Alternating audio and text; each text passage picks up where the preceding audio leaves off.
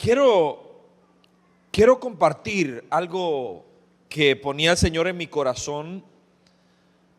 Al final de año compartí dos mensajes en la iglesia, uno el último fin de semana del 24 y el siguiente fin de semana, que era el primer fin de semana del año, compartí un mensaje complementario. Voy a permitirme plantear este tema, planear para lograr. Fue el último mensaje del año.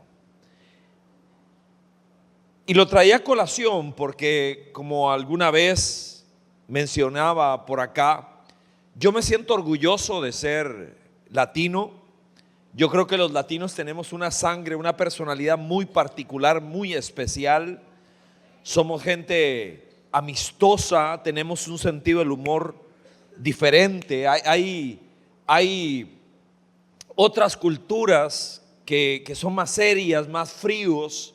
Nosotros somos querendones, somos abrazones, somos besucones, no sé cómo se dice en ecuatoriano. Somos gente cálida, expresiva, muy, muy cálida.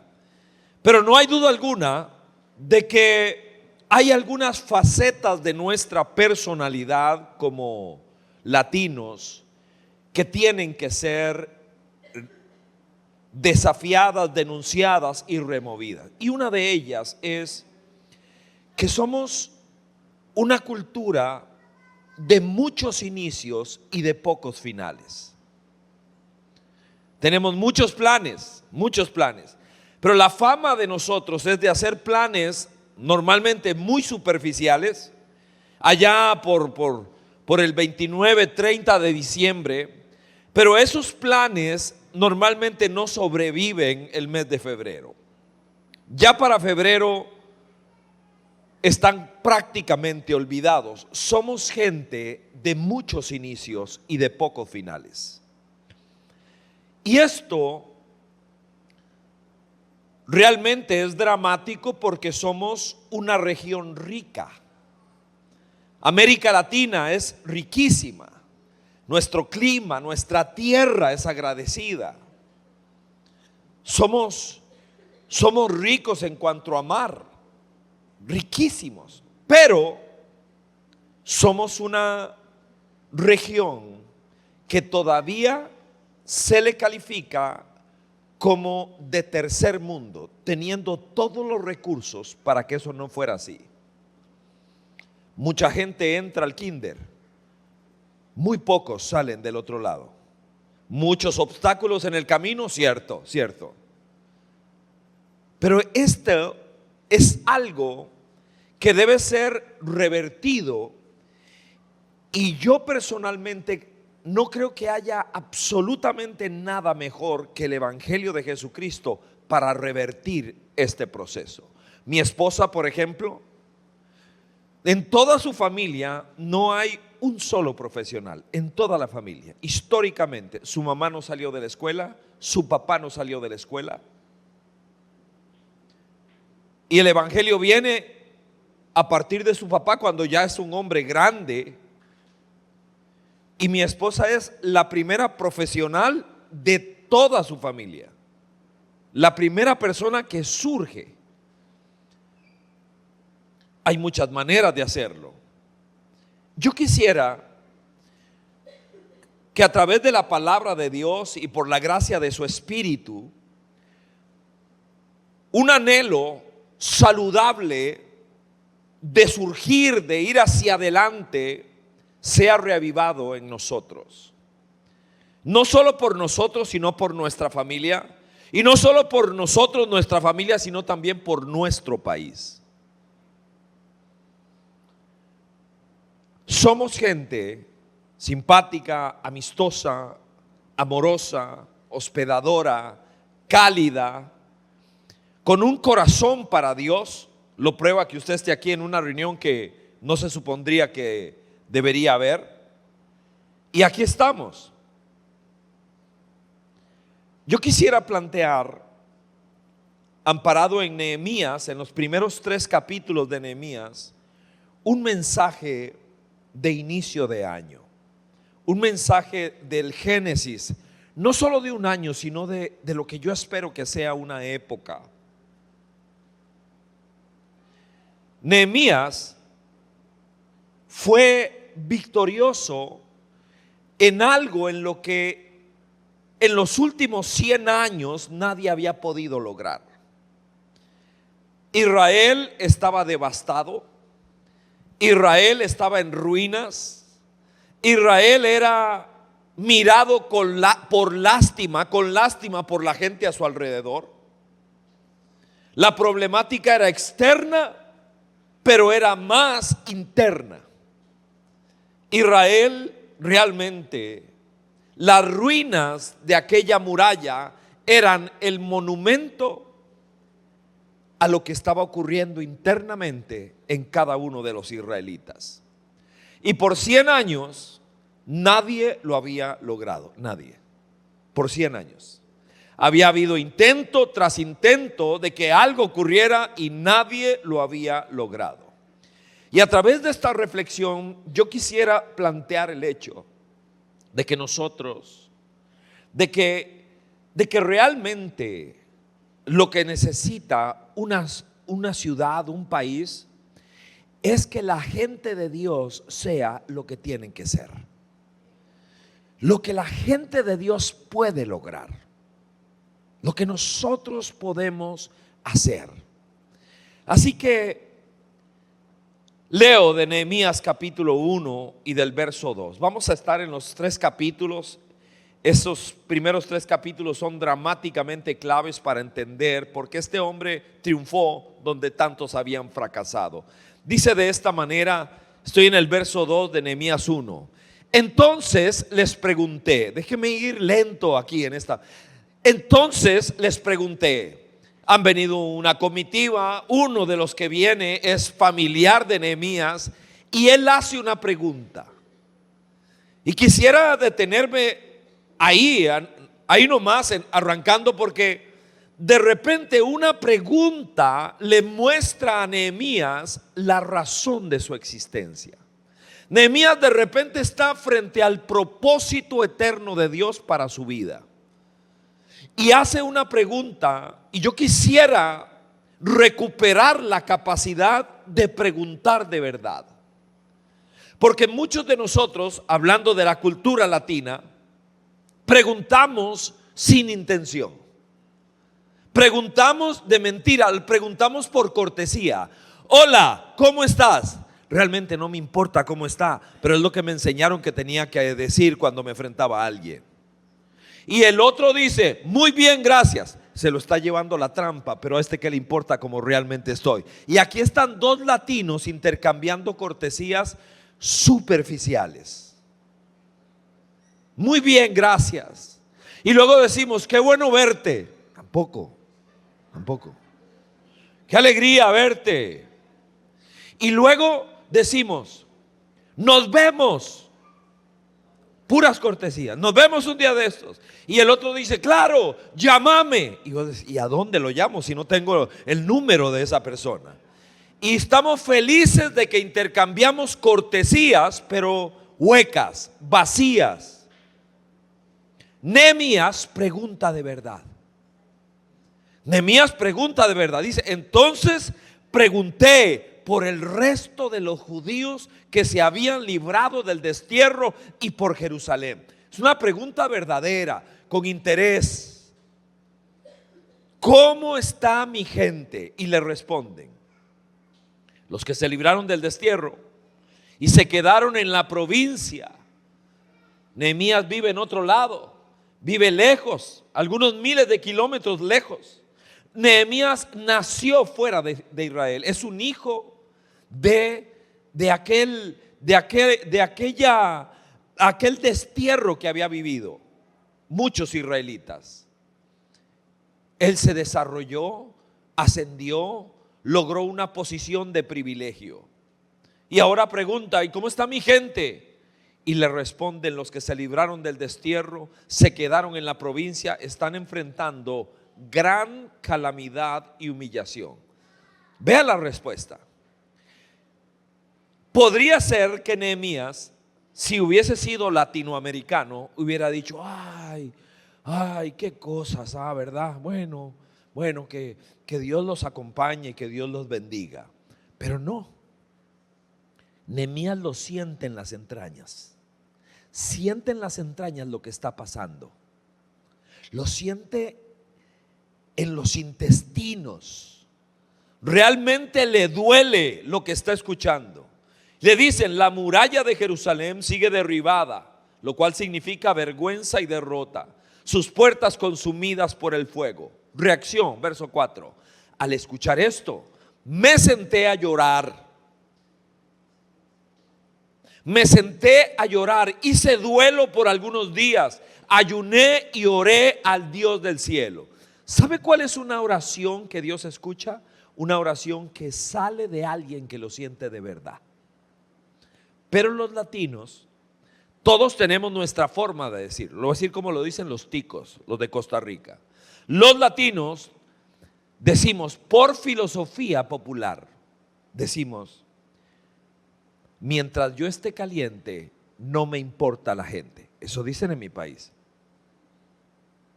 Eso lo que quiere decir es: si yo estoy bien, ahí me dolerá un poquito y diré: ay, qué problema más serio. ¿Sabe cómo lo dicen en mi país también? Dice: primero mis dientes, después mis parientes. Así dicen, así dicen. Y eso lo que muestra es una naturaleza egoísta. Es una naturaleza que no entiende que si alguien no está bien, nadie va a estar bien. Que cuando hay problema en alguna situación, en algún área, todos tenemos problemas. Todos. Nehemías, y compacto la historia de Nehemías, cuando recibe esta noticia, se compunge en su corazón, que es lo primero que ocurre cuando alguien se convierte, atención, en un factor de cambio.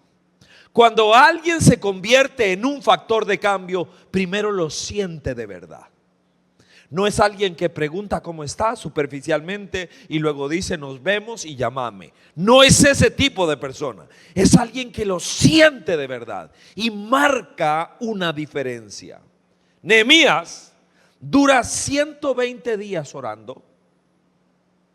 Esa oración implica planeamiento, información. 120 días orando. Luego, en un tiempo récord, reconstruye la muralla. 54 días. Estoy enlatando el libro de Nehemías en una sola frase. 120 días orando, 54 días reconstruyendo y 12 años consolidando lo que había ocurrido como gobernador de la región. Impresionante lo que ocurre allí. Así que quisiera compartir con ustedes, familia, lo que voy a llamar planear para lograr, para abandonar el club tan enorme de latinos que alguna vez hemos sido parte de ese grupo de muchos inicios y de pocos finales. Y Nehemías, estudiado aún por gente no de iglesia, sobre la vida de Nehemías se han escrito muchos planteamientos de planificación. Y yo quisiera compartir con ustedes algunos conceptos que se extraen de la historia de Nehemías que nos hacen lograr lo que planeamos, que hacen que nosotros podamos concretar sueños. Porque ser un soñador per se, un eterno soñador, sería muy frustrante. Pasar soñando toda la vida y nunca lograr nada. Así que oramos por un momento. Señor, gracias por esta noche de reunión tuya. Queremos creer que aquí estamos aquellas personas que nos hemos vencido a nosotros mismos, que queríamos algo más en un día como este y que queremos abrir tu libro para que tú, Señor, nos hables. Y queremos aspirar de tu espíritu para tener la fuerza para poder lograr aquello que tú quieres que logremos. En el nombre poderoso de Jesús te pido, Señor, que una vez más tu palabra enviada cumpla propósito específico, que le otorgue vida a aquello, Señor, que languidece, que está pálido. Despiértanos a todos nosotros de nuestro letargo. Y oramos pidiéndote, sana mi vida, Señor, reconstrúyela. Reconstruye y sana mi familia, Señor. Y te pedimos, sana nuestra iglesia, sana la iglesia. Y te pedimos, sana a nuestro amado Ecuador, Señor. En el nombre poderoso del Rey Jesús, que así sea. Amén. Planear para lograr. Lo primero que quiero extraer de la historia de Nehemías es que alguien que quiere lograr tiene que tener propósito. Ese es el primer concepto. Tiene que tener un propósito puntual y específico. Si usted vino a este lugar, sabía qué carretera tomar, sabía por dónde venirse. La gente que no tiene puerto de llegada es un barco que deambula por donde sea. Debería ser altamente frustrante montarse en un avión y no saber para dónde voy, montarme en un tren y no saber para dónde voy, montarme en un autobús y no saber para dónde voy. Yo tengo que saber para dónde voy. Nehemías, en su proceso de oración, llegó a acuñar su visión de vida, su propósito de vida. Apenas hacía algunos días preguntó: ¿y cómo está mi gente en Israel? Y le dijeron: calamidad y destrucción. Uy, le dolió el alma, el corazón. Y se volcó, era una cita divina. Dios puso una carga en él que la iglesia de Cristo tiene que recuperar por la calamidad que nos rodea a nosotros. Y le dolió en el alma. Y mientras estaba orando, él entendió que todo lo que le había ocurrido lo llevaba a este momento dramático de su vida. Y él respondió a su rey. Ahora él vive lejos, está con un rey que es pagano, pero Dios, que mueve los hilos de todas las cosas, está en control de aquella conversación. Y cuando le preguntan: ¿y qué, Nehemías, qué quieres que hagamos? ¿Qué quieres que haga por ti? Él responde, capítulo 2, verso 5. Él responde: ruego que me envíe a Judá a reedificar la ciudad. Esa frase es su propósito de vida. Yo no sé si tú tienes un propósito de vida. Deberíamos tenerlo, deberíamos aspirar a tenerlo, porque podría ser que estemos en las facetas de mi historia que me está llevando a encontrar la razón de mi existencia. Nehemías no sabe por qué nace en el destierro. Nehemías no sabe por qué de repente salió un anuncio en el periódico: se necesita asistente para el rey. Aplicó y de todos los que había, él fue el que quedó seleccionado. Él no sabe por qué se le abrieron puertas y de un momento al otro, él es la persona de confianza del rey y está colocado de una manera estratégica allí. Y el día que él preguntó: ¿cómo está Israel? ¿Cómo está Jerusalén? ¿Cómo está el pueblo? Y le dicen: destrucción y calamidad. ¡Pum! Él supo, se encuentra de frente con la razón de su existencia. Se encuentra de frente, de cara a aquello que le da sentido a todo lo que le había ocurrido en la vida. Reedificar la ciudad de Jerusalén y sus muros, que era mucho más que levantar piedra sobre piedra. Están ocurriendo muchos milagros allí. Primero que nada, hay trascendencia sobre el egoísmo, porque nosotros podríamos solo de boca decir que algo me duele, que algo me incomoda. Cuando uno empieza a leer el libro de Nehemías, dice que todo esto sucedió en la ciudadela de Susa. Susa era el lugar de descanso vacacional de la élite de esa época. Ahí es donde el rey iba a retirarse de manera paradisiaca. Nehemías está seguro con un coco y una pajilla para beber, hay una hamaca, sol. En medio de todo esto, de todas esas comodidades que él tiene, a él no le falta comida, no le falta casa, no le falta cama, no le falta nada. Pregunta cómo están y ¡pau! Lo golpea la respuesta: destrucción y calamidad. Destrucción y calamidad. Uno de los ejercicios más importantes que alguna vez he tenido y que recomiendo es poder poner en una frase lo que yo entiendo es mi propósito de vida. ¿Para qué nací? ¿Para qué nací?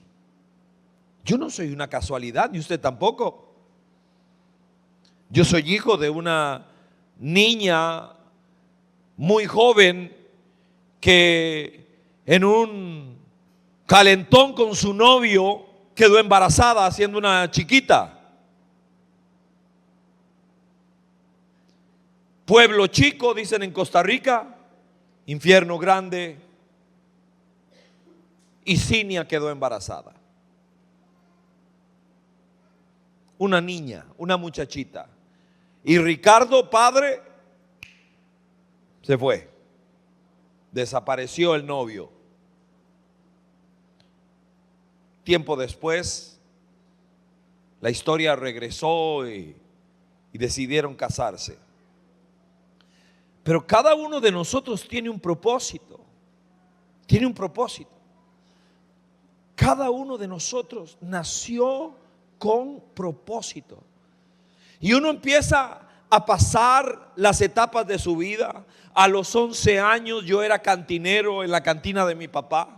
Yo atendía al bar y servía tragos y limpiaba mesas en la cantina de mi papá de los 11 a los 14 años. Y ahí aprendí muchas cosas viendo. La barra del bar me llegaba así. Y yo veía a la gente, veía al señor encorbatado que llegaba. Era papá de mi amigo que jugaba fútbol en la plaza de la cancha. Y yo lo veía que entraba bien vestido.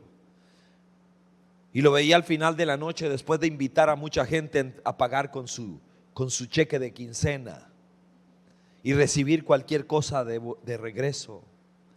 Y lo veía invitar a la gente y yo sabía que mi amigo, el hijo de él, no tenía zapatos para jugar fútbol.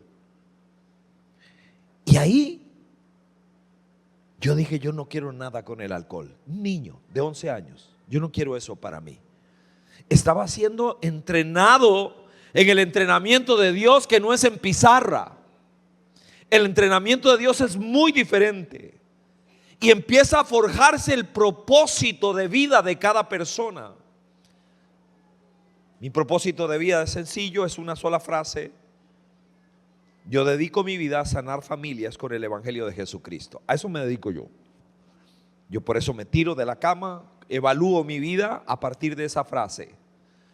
El lugar, la iglesia que Dios me permitió ver nacer, de la que soy pastor, su visión es hacer de cada miembro de la familia un discípulo de Jesucristo. Eso me dedico. Por eso me tiro de la cama. Cada uno de nosotros ha pasado por muchos lugares, agradables, amargos, tristes. Todo es un cóctel que va conformando un carácter y una personalidad y una serie de sensibilidades que describen nuestro propósito. Vea esta imagen. Él es Sadio Mané. Él es un muy buen ejemplo de una persona que tiene propósito. Un extraordinario jugador de fútbol. Llegó al estrellato en Inglaterra jugando en la Premier League, a pesar de que él es de Senegal, no es un país famoso por los futbolistas que produce, pero él es fuera de serie. Jugó para el Liverpool, de hecho esta fotografía es levantando la Copa de la UEFA, campeón de Europa. Un jugador extraordinario. Extraordinario, multimillonario en este momento. En su etapa final juega en Arabia Saudita, gana $40 millones al año. Eso gana. Y él es muy diferente. Él dice, yo no entiendo a mis compañeros, dice él. No entiendo a mis compañeros que gastan su dinero en relojes y en autos. No los entiendo. Tengo reloj, tengo un auto, mi familia está bien, pero yo no puedo entender tener la bendición que tengo de ganar tanto dinero y no tener sensibilidad hacia mi alrededor. La otra foto que usted ve, aquella, es de Sadio Mané cuando llega a Senegal y cuando llega especialmente a su pueblo. Es considerado un hombre amado y respetado por su pueblo porque se ha dedicado a levantar hospitales con su dinero, escuelas. Es un factor de cambio. Y él no llega con auras, no es, ni siquiera calza como una persona, como un benefactor cualquiera, no. Lo hace de corazón. Él no solo escribe un cheque y lo tira, no. Él va y está ahí. Tiene un propósito de vida. Y todo lo que tiene, trabaja por ese propósito. Alguno de nosotros diría, bueno, si yo ganara 40 millones de dólares al año, haría también ahí alguna cosa. Todo empieza donde estamos, con lo que somos y con lo que tenemos. En segundo lugar, el segundo concepto que extraigo de la vida de Nehemías es que para tener éxito hay que planear con información. Llévame a la siguiente. Esa palabra es clave. Planear con información. Nehemías, en el verso 11 del capítulo 1, cierra la lógica del bloque que viene describiendo después de una oración y dice: en aquel tiempo yo era copero del rey. Había sido puesto en un lugar estratégico, en un momento estratégico. Él escuchaba conversaciones, él conocía mucho el teje y maneje, conocía a su rey, conocía el imperio que él manejaba. Y Nehemías empieza a manejar la información. Realmente no habla por hablar. Él no es sujeto de noticias mentirosas. Él es un hombre concreto. ¿Cómo está mi gente en Israel? Mal, le dijeron. Calamidad y destrucción. Ok. Ahora Nehemías conoce la situación de Israel. 1:3. Calamidad, humillación. Conoce la razón por la cual aquello ocurrió. La razón, según el verso 6 del capítulo 1, es el pecado. Dice: hemos pecado contra ti. El pecado es muerte, hoy lo sabemos, con la revelación ampliada que tenemos en el Nuevo Testamento. La paga del pecado es muerte, es destrucción. Y el pecado es el que ha secado a Israel. 1:6, hemos pecado contra ti, Señor. Y luego tiene la información de lo que se requiere. En Nehemías capítulo 2 y verso 6, el rey le pregunta: ¿cuánto durará tu viaje, Nehemías? ¿Cuándo regresarás? Y dice la Biblia allí en ese texto: en cuanto le propuse un plazo, ya estaba planeado. Él no llegó ahí a decir: uy, deme tiempo para pensar. Ya había hecho su tarea, porque orar no solamente es conectarme con Dios, sino es leer el entorno que tengo. Le propuso un plazo y dice: el rey aceptó enviarme. Nehemías tenía el conocimiento de los tiempos, de los materiales y de los permisos. Dice el pasaje, la historia, que Nehemías le dice: necesito permisos. El dueño, el jefe, el que está en la puerta del bosque suyo, se llama Asaf. Manejaba los nombres, manejaba todos los tiempos. Había hecho presupuestos, sabía que se necesitaban materiales y permisos. Nehemías no fue ni impulsivo ni emocional. Dios es el Dios de los recursos. Y nosotros debemos recordar esto, que cuando Dios pide algo, Él lo paga. Dios paga por lo que pide, siempre. Él es el financiador de la visión, siempre, siempre. Nosotros nos paramos frente al Dios, el dueño de todo. Dijo el salmista: del Señor es la tierra, su plenitud y todos los que habitan allí. Todos. Así es nuestro Dios. Algún día tuvo que proveer maná, en algún otro momento agua, luego codornices, luego pan, luego peces. Y encontramos en la Biblia monedas en un pez. En algún momento Dios es nuestro proveedor. Los latinos, y me siento orgulloso, lo subrayo, pero no solo quiero quedarme con la faceta agradable de mi naturaleza como latino. Tenemos muchos inicios, se habla mucho de sueños, pero la pregunta no es el sueño solamente, es cuántos se han concretado. Y en tiempos como estos, la iglesia cristiana tiene que concretar cosas, porque el entorno en el que vivimos también está en medio de destrucción y de calamidad. Cuando compartía esto en nuestro país, era muy fácil entender el ejemplo que estaba poniendo. Espero darme a entender con él. En Costa Rica, todas las construcciones son casi eternas. Cuando el gobierno empieza a construir algo, eso es una eternidad. Ponen la primera piedra, pero nadie sabe cuándo van a poner la última, porque son años de años, todo.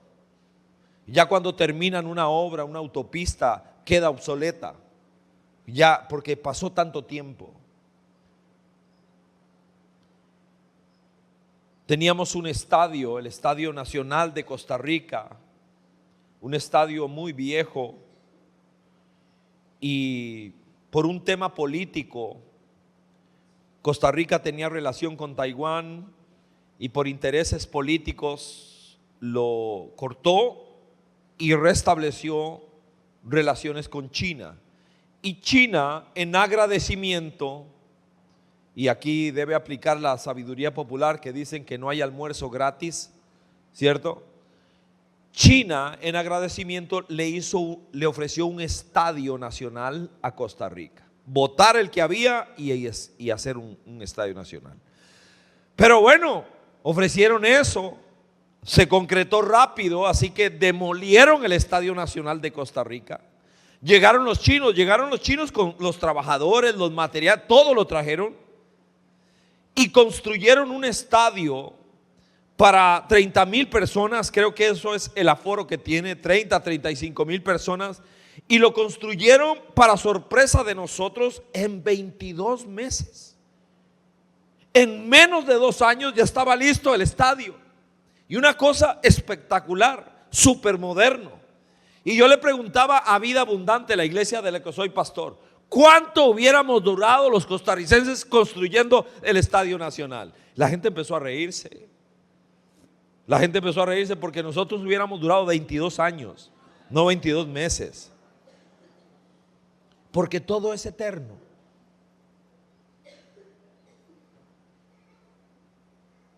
Nosotros necesitamos aprender que la gente que marca una diferencia es gente de propósito y gente que sabe, que pone plazos, que sabe realmente hacer las cosas. Número 3, ¿cómo es la gente que marca diferencia? ¿Cómo es que alguien que quiere tener un inicio pero quiere tener final?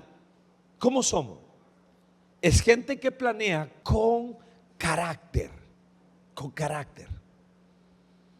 ¿A qué me refiero con esa palabra tan amplia que podría decirle algo a alguien por allá y otra persona a otra cosa? El carácter al que estoy haciendo referencia es a estabilidad, a esa persona que realmente sabe derrotarse a sí mismo. La gran mayoría de nosotros, los latinos, vivimos por sensaciones.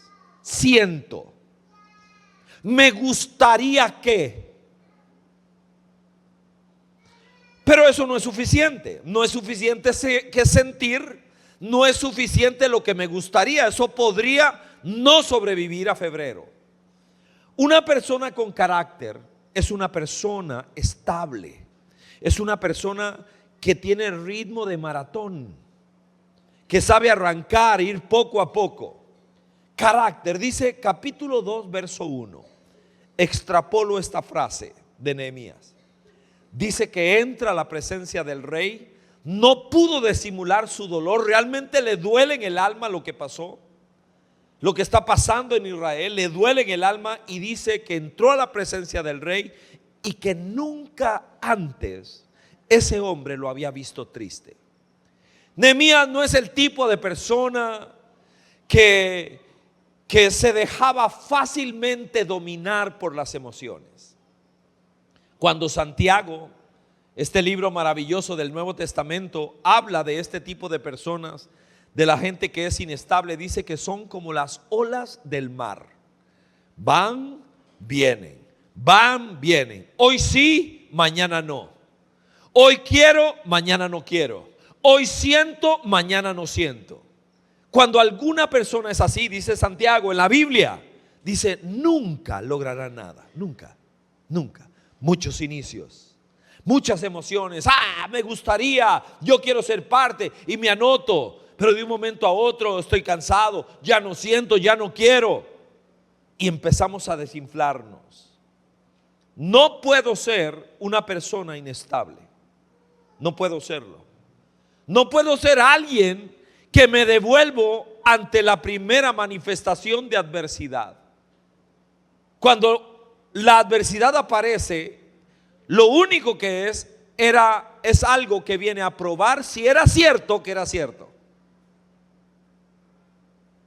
Y ahí es donde muchas personas hemos quedado sepultados en la adversidad, en las primeras de cambio.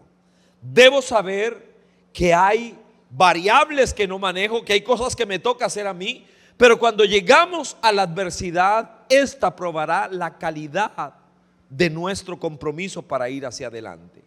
Ahí está Nehemías, va a ir a reconstruir una ciudad, es una buena obra, es algo que Dios quiere que se haga, el pueblo de Israel lo necesita, pero hay una enorme cantidad de antagonistas.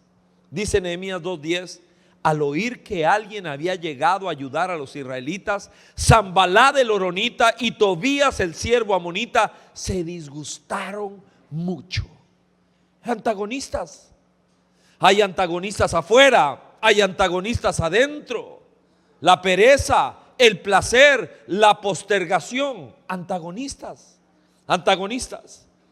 Pero un hombre y una mujer que realmente quieren, se sobreponen.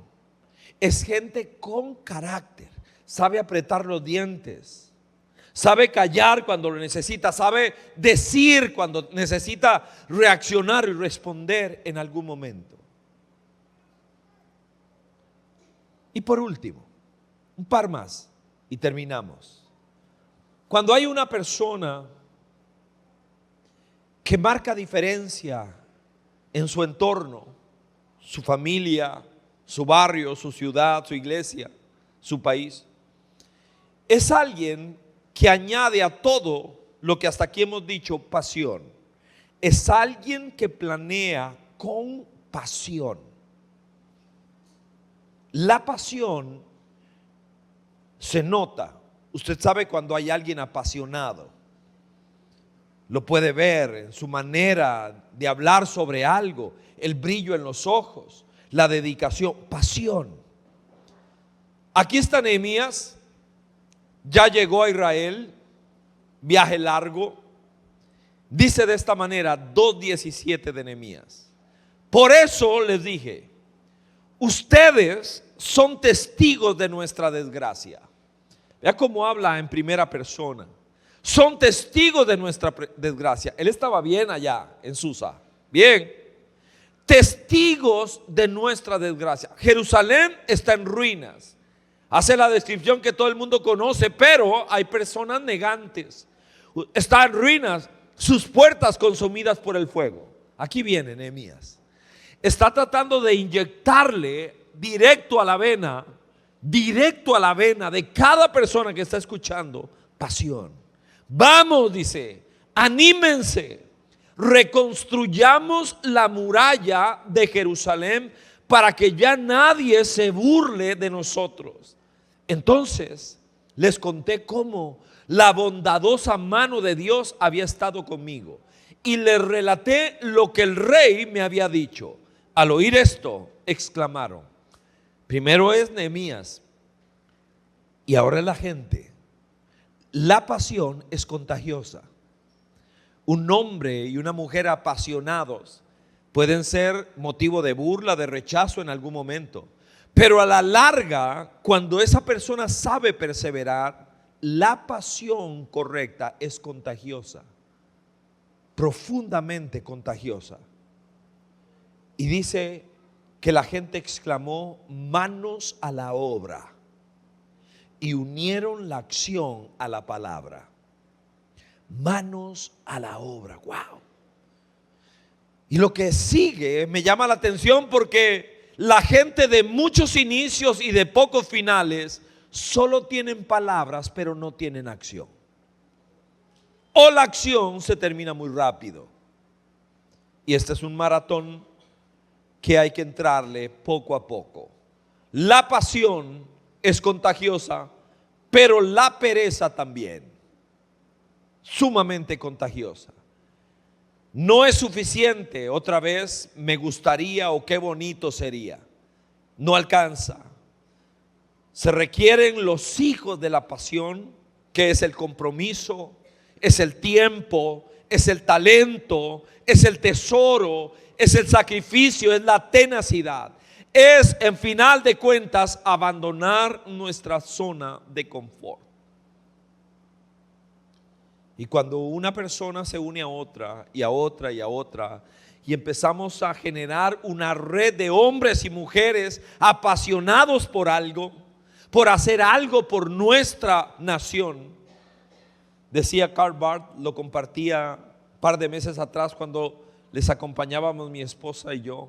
Karl Barth, un polémico teólogo de antaño, pero dijo cosas muy interesantes. Barth dijo algo que me quemó la vida y lo creo firmemente. Creo que eso es cierto. Él dijo que el mayor aporte de la iglesia cristiana a la sociedad es devolver a casa a un hombre y a una mujer diferente, renovado, transformado. Es nuestro mejor aporte. Creo que eso es cierto, sin duda alguna.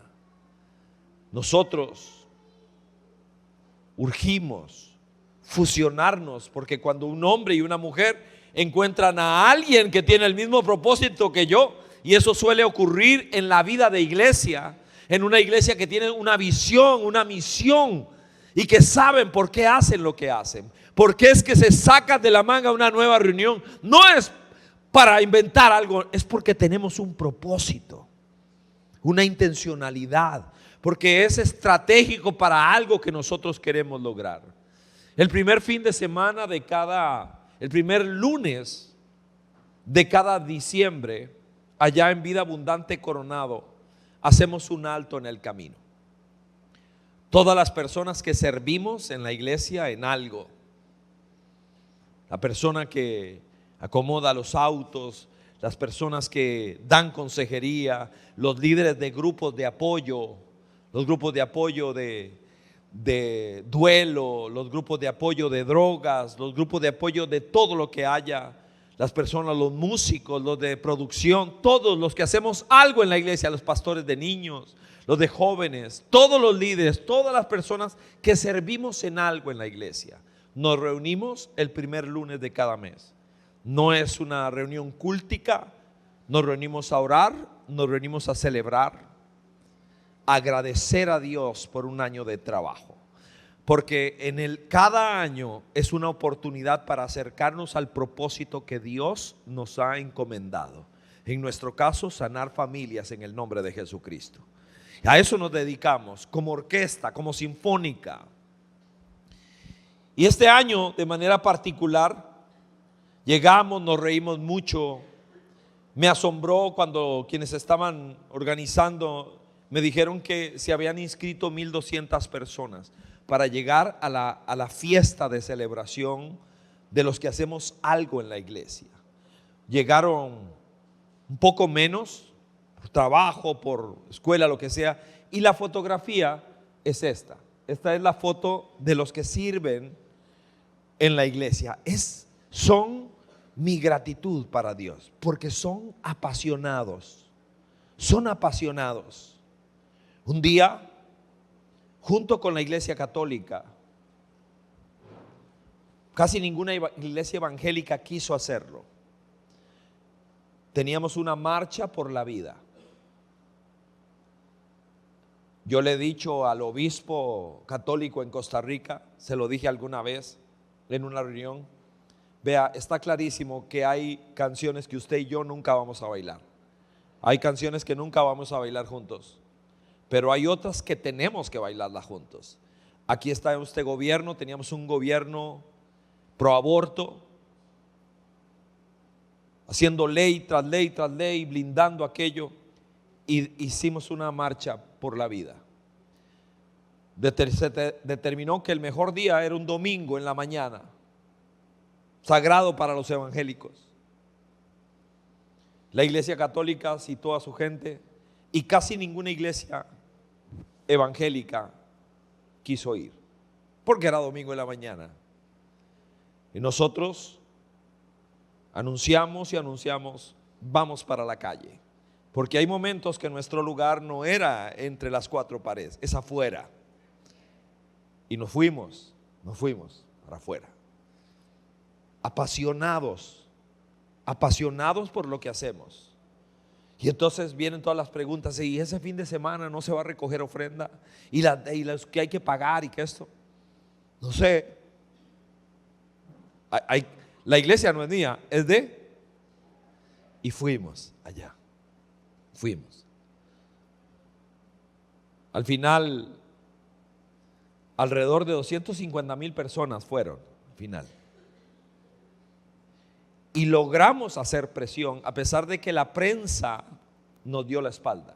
Ni una línea en ningún periódico ni en los noticieros, ni una aparición, como si no hubiera habido nadie ahí. Y me daba otra oportunidad.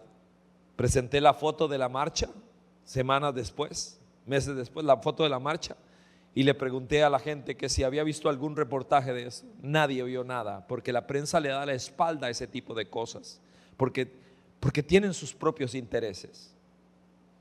Y luego de presentarles la foto de la marcha por la vida, les presenté los reportajes que hizo la prensa y la televisión de un dramático, o sea, terrible, de un hombre que tiró un gato por un balcón, lanzó el gato y lo mató, drogado, y habían más o menos 12 personas en el balcón de este hombre reclamando, y toda la prensa cubriendo aquella noticia.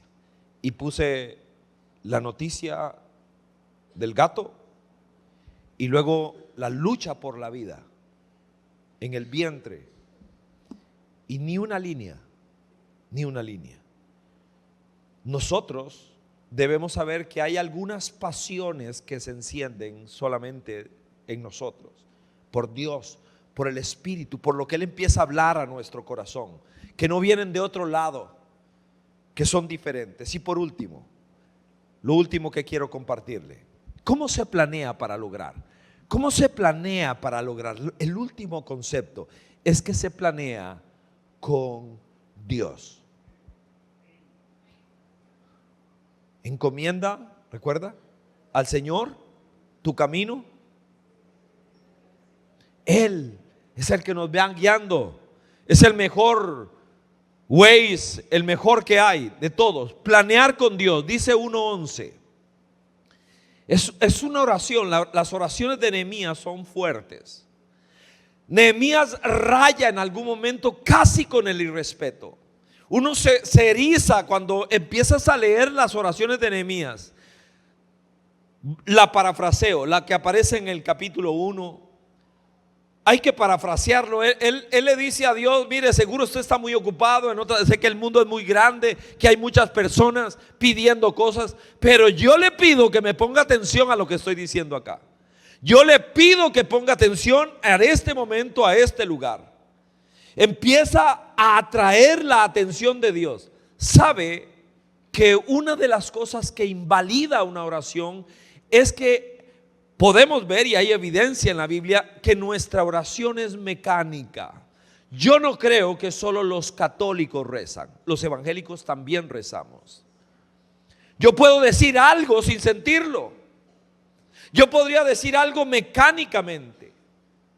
Y dice Nehemías 1:11: te pido que a este siervo tuyo le concedas tener éxito. ¿Sabe qué veo en esa oración? Está hablando en serio. Le está diciendo: Dios, estoy hablando en serio. Póngase serio conmigo porque yo estoy hablando en serio. Dios siempre ha estado en serio. Los que no estamos en serio somos muchos de nosotros. Pedimos cosas, pero encogemos los hombros. Podemos ser altamente superficiales en nuestra manera de dirigirnos a Dios, de invitar a Dios a lo que estamos queriendo hacer. Ya mi hijo es un hombre de 39 años, mi hijo menor. Pero cuando era un niño, nunca se me olvida una vez que salió de su cuarto, porque yo lo llamé, yo iba a ir a predicar a alguna parte. Y entonces estaba en la puerta y se me ocurrió: voy a pedirle a mi hijo pequeño que me bendiga. Y le dije: Andrés, ven acá, ora por papá, voy a ir a predicar a alguna parte. Seguro estaba viendo caricaturas, estaba jugando, y entonces salió no con buena gana. Lo interrumpí, sale corriendo, y entonces yo me agacho, y Andrés viene y me pone la mano en la cabeza y ora. Nunca voy a olvidar su oración. Dijo: Señor, quiero darte gracias por los alimentos que voy a consumir en este momento, Señor.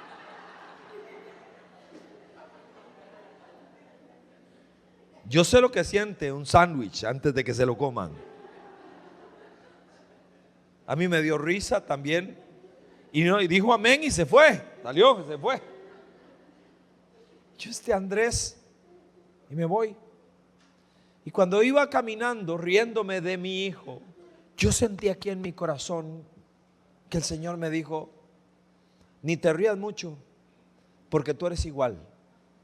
Tú puedes estar pronunciando palabras, pero no tener tu mente ni tu corazón conectados conmigo. Nunca lo voy a olvidar, nunca. La lección que Dios me dio. Dice 2:8 de Nehemías: el rey accedió a mi petición porque Dios estaba actuando a mi favor. Wow. El rey accedió a mi petición porque Dios estaba actuando a mi favor. Nehemías echó raíces en Dios, conociéndolo, amando, sirviéndolo. Nehemías empezó a hablar con Dios y Dios se dio cuenta de que estaba hablando en serio. Preguntó en serio, oró en serio, planeó en serio, trabajó en serio. No eran solo espavientos. En algún momento el rey le pregunta: ¿qué quieres? Y él le hace la lista. Nehemías sabía que esto es una carrera de relevos, que algún día Zorobabel había llegado y había hecho su parte, que hace un tiempo Esdras vino y había hecho su parte espiritualmente como pastor y maestro, y que ahora le tocaba en la historia su plazo, su cuota, le tocaba hacer algo. Muchos inicios, pocos finales. Muchos sueños. La pregunta es si esperamos que alguna vez se concrete, si algún día voy a ver algo diferente. Y se empieza con quién soy y dónde estoy. Ahí se empieza. Ahí empieza el cambio. Llegó mi hijo, ahora más grande, me voy unos años para adelante, está saliendo del colegio y me dice: papá, tengo un sueño, me dijo. Tengo un sueño, papá. Le digo: dime, amor, ¿qué quieres, hijo? Y me dice: yo quisiera estudiar en los Estados Unidos. Me dice. Yo: wow, Andrés, tengo que serte muy honesto de entrada. Voy a decirte dos cosas. La primera, muy honestamente, nosotros no tenemos los recursos para que tú estudies en una universidad en los Estados Unidos. Yo no tengo los recursos. Pero si Dios está en esto, si es algo que quieres de verdad y empezamos a orar y a pedirle a Dios, el Dios de nosotros puede hacer algo. Él puede hacer algo para que esto se dé. Y entonces le dije: oremos de una vez y sigamos orando. Permanezcamos tocando la puerta del cielo. Y recuerdo que oramos: Señor, te pongo a mi hijo. Señor, tú siempre has sido un Dios sobrenatural, capaz de hacer cosas que están fuera de nuestra capacidad. Siempre ha sido así. Y aquí está el sueño de mi hijo Andrés. Y te quiero pedir, Señor, si esto es tuyo, si tú lo quieres escuchar esta oración, te pido que abras una puerta para que mi hijo pueda estudiar en los Estados Unidos, en una universidad que es su sueño. Y te pido esto, Señor, apelando solo a tu gracia, a tu amor. Ya, oramos y continuamos orando ahora como bloque de familia. Mire lo que ocurrió. Un día mi hijo estaba jugando fútbol. Vea cómo es Dios. Estaba jugando fútbol ahí con unos amigos. La historia es mucho más larga, la comprimo. Está jugando fútbol con unos amigos y había en ese lugar viendo, no era un juego formal, era como en Costa Rica se le llama mejenga, que son los del barrio, como si pusiéramos ahí los conos y jugamos de manera informal. ¿Cómo se llama aquí eso? ¿Cómo? Peloteo. Y estaba ahí, pero no es formal, no es uniforme ni nada, eran un grupo de amigos.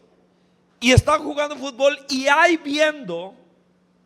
alguien mirando que es scout de una universidad de los Estados Unidos, viendo a los muchachos jugar y le llama la atención mi hijo. Debo decir, se lo he dicho, que él no es así como el jugadorazo. Era fuerte, más bien era una mula, no sé cómo le dicen ustedes, esos que reparten mucho. Eso. Y está ahí jugando y termina el juego y este señor se acerca y le dice a Andrés: mire, yo soy scout de una universidad en los Estados Unidos. Y si usted, me gustaría ofrecerte una beca para que si juega fútbol para nuestra universidad, nosotros te damos el estudio. Y mi hijo no podía creer lo que estaba diciendo cuando llega más tarde a decirme: papá, mira lo que me pasó. Y oramos: Señor, ¿qué estás haciendo? ¿Qué es esta maravilla? Se la hago corta.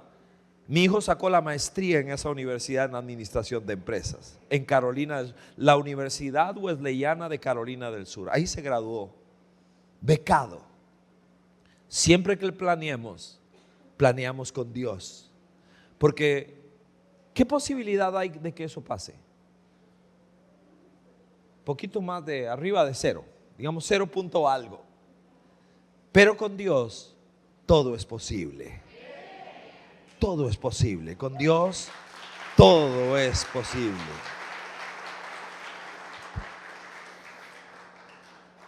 Nehemías fue un hombre, concluyo, de oración, de planificación, de organización, de acción.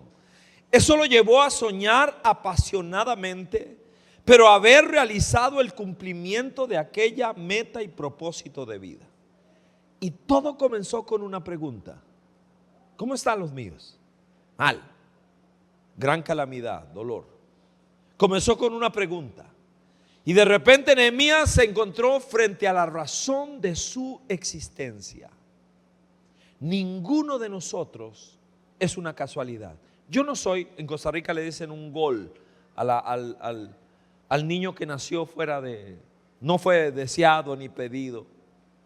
Le dice, es un gol. Yo no soy un gol. No soy un gol. Yo soy una persona con propósito de Dios. Igual que usted. Yo no soy un gol. No soy una casualidad de la vida. Yo no soy una hoja del viento. No. Una hoja que el viento lleva. No. Usted y yo somos gente con propósito.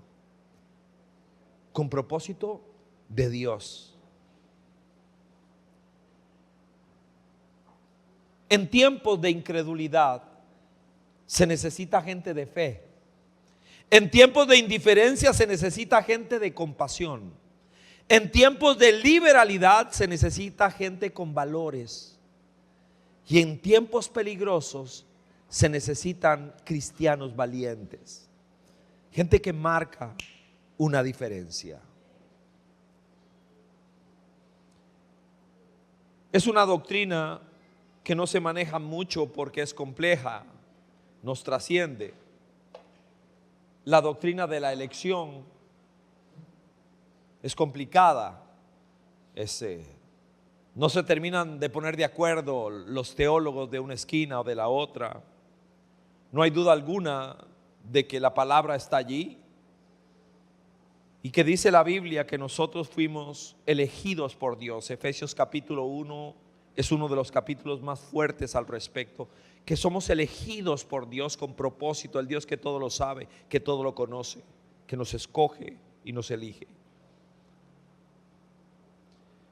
Somos elegidos con propósito, somos piezas de un ajedrez. Mi mamá vivió en los Estados Unidos 30 años, se fue, un hogar disfuncional como el que teníamos, el alcoholismo de papá. Y mi mamá literalmente huyó. Vivió en Estados Unidos 30 años. Trabajó limpiando casas allá por 30 años. Logramos traerla ya en los últimos años. Ya tendrá cerca de 10 años con nosotros.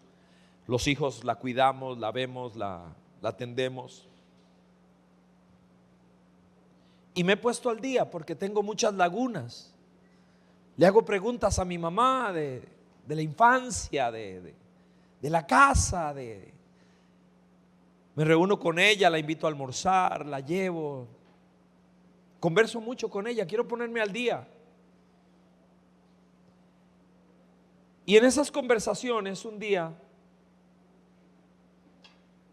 ella me respeta mucho como pastor y me dice, quiero contarte algo que nunca había entendido. De hecho, no era una página agradable para mí porque, y me cuenta, dice que cuando yo nazco y ella está sola con su mamá, mi abuela,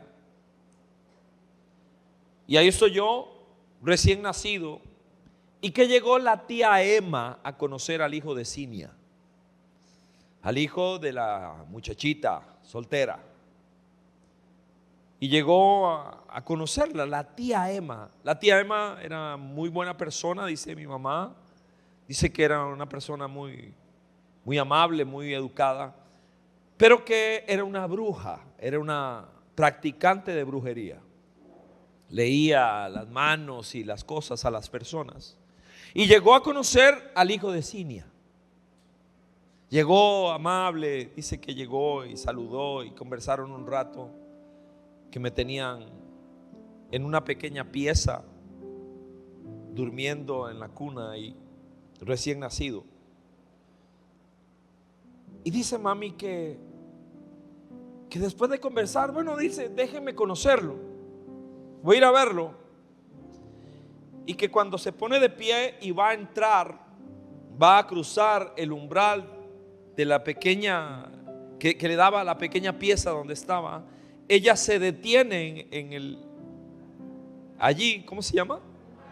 En el umbral, en el marco, se detiene ahí, vuelve a ver a mi mamá y a mi abuela y les dice, no me es permitido pasar.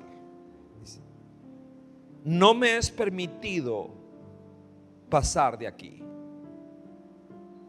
Mi mamá, que había recibido muchas humillaciones por su embarazo, siendo una muchachita, mucho desprecio, ella interpretó que la estaban despreciando otra vez más. Dice, no me es permitido pasar. Y repone, porque está marcado, dice. Está marcado. Y echó para atrás, incómoda, y se fue. Se fue.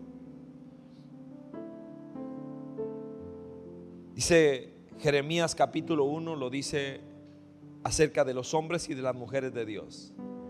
Desde que estabas en el vientre de tu mamá, yo te conocí. Dice, ni creas que fue tu mamá o tu papá o tu abuelo el que te puso nombre. Quien te puso nombre fui yo, dice. Eso dice Jeremías 1. Porque yo te escogí desde siempre, te puse un nombre. Y luego dice, y te di por profeta a las naciones. ¿Sabe qué está diciendo? Que cada hombre y mujer que tiene a Cristo en el corazón es un regalo de Dios a la sociedad. Es un hombre y una mujer con propósito, marcados por Dios, separados por Dios para un propósito específico. Póngase de pie.